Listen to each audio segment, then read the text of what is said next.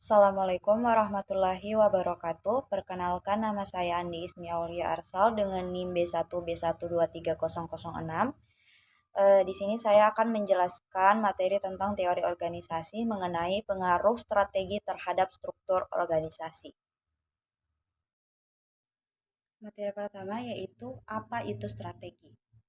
Strategi dapat didefinisikan sebagai penentuan dari tujuan, dasar jangka panjang dan sasaran sebuah perusahaan dan penerimaan dari serangkaian tindakan serta alokasi dari sumber-sumber yang dibutuhkan untuk melaksanakan tujuan tersebut. Secara umum, strategi dapat diartikan sebagai upaya yang dilakukan oleh individu atau organisasi untuk merencanakan langkah-langkah guna mencapai tujuan yang diinginkan. Selanjutnya yaitu jenis-jenis strategi. Pertama yaitu strategi tingkat korporasi. Strategi ini dibuat oleh manajemen puncak perusahaan yang memiliki tanggung jawab untuk mengatur kegiatan dan operasi organisasi yang memiliki beberapa lini dan bisnis. Pada tingkat ini perusahaan harus mempertimbangkan berbagai faktor seperti produktivitas, posisi pasar, profitabilitas, sumber daya fisik dan finansial, serta pengembangan manajerial. Yang kedua yaitu strategi tingkat bisnis. Pada tingkat ini, fokus utama adalah pendekatan bisnis terhadap pasar. Perusahaan ini harus memperhatikan dengan cermat bagaimana mereka dapat mendekati pasar dengan memanfaatkan sumber daya yang ada agar diterima oleh konsumen.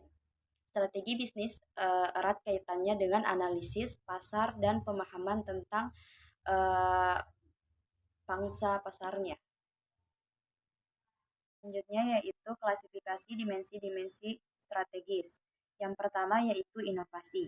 Innovation strategi bukan berarti strategi yang hanya melakukan perubahan sederhana dan bersifat kosmus saja dari penawaran-penawaran sebelumnya, tetapi merupakan inovasi yang berarti dan khas. Jelas tidak semua perusahaan mengejar inovasi.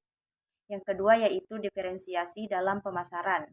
Marketing differentiation strategi mencoba menciptakan kesetiaan para pelanggan dengan cara memenuhi kebutuhan tertentu secara khusus. Yang ketiga yaitu breadth. Breadth strategi merujuk pada luasnya pasar yang dilayani perusahaan, seperti variasi pelanggan, luas geografis, dan jumlah produk. Yang terakhir yaitu cost control. Cost control strategi memperhatikan sejauh mana organisasi itu mengontrol biaya secara ketat, menjauhkan sendiri dari pembuatan inovasi atau biaya pemasaran yang tidak dibutuhkan, dan memotong harga penjualan sebuah produk dasar. Ini merupakan strategi yang dikejar oleh Walmart atau produk bahan makanan generik. Selanjutnya yaitu tesis strategi struktur Candler. Candler pada dasarnya berargumentasi bahwa organisasi biasanya bermula dengan sebuah produk atau lini. Mereka hanya melakukan satu hal seperti manufaktur, penjualan, atau pergudangan. Kesederhanaan dari strategi tersebut dapat disamakan dengan struktur yang sederhana atau yang jelas. Keputusan-keputusan disentralisasikan di tangan seorang manajer senior. Karena strategi organisasi difokuskan secara sempit, maka struktur yang menjalankannya mungkin mempunyai kompleksitas dan formalisasi yang rendah. Jadi, Candler berkesimpulan struktur yang efisien bagi sebuah organisasi dengan hanya satu strategi produk adalah yang sederhana, sentralisasi yang tinggi, formalisasi yang rendah, dan kompleksitas yang rendah. Selanjutnya ada 4 jenis strategi Miles and Snow. Yang pertama yaitu Defender. Defender adalah organisasi-organisasi yang mempunyai domain produk market yang sempit. Manajer puncak dalam organisasi ini sangat ahli dalam membatasi daerah operasinya karena tidak cenderung mencari peluang baru yang keluar dari domainnya.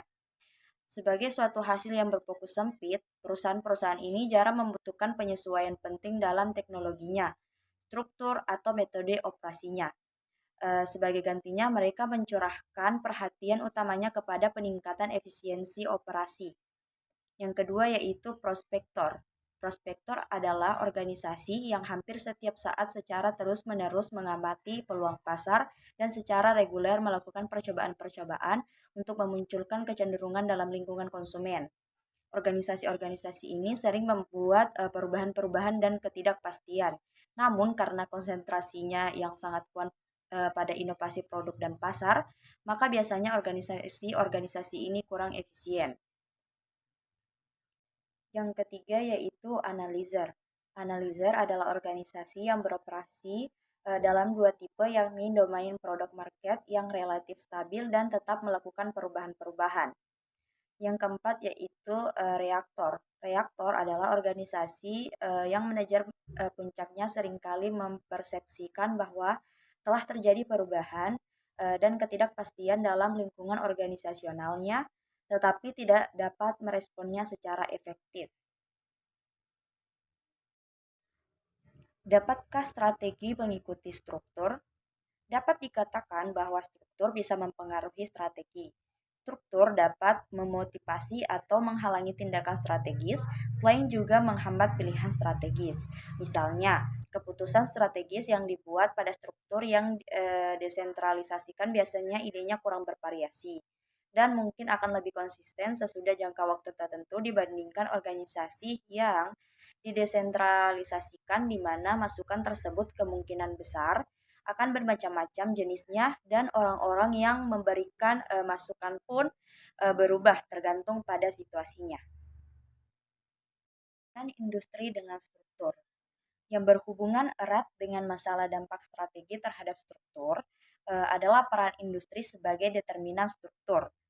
Ada karakteristik yang mencolok dari industri yang mempengaruhi strategi yang akan mereka pilih. Oleh karena itu, strategi mungkin hanya merupakan sebuah tahapan tengah antara karakteristik yang unik dari sebuah industri di mana organisasi tersebut beroperasi dan struktur yang digunakan untuk mencapai keterkaitan atau alignment. Saya kira itu saja materi yang dapat saya sampaikan mengenai pengaruh strategi terhadap struktur organisasi. Wassalamualaikum warahmatullahi wabarakatuh.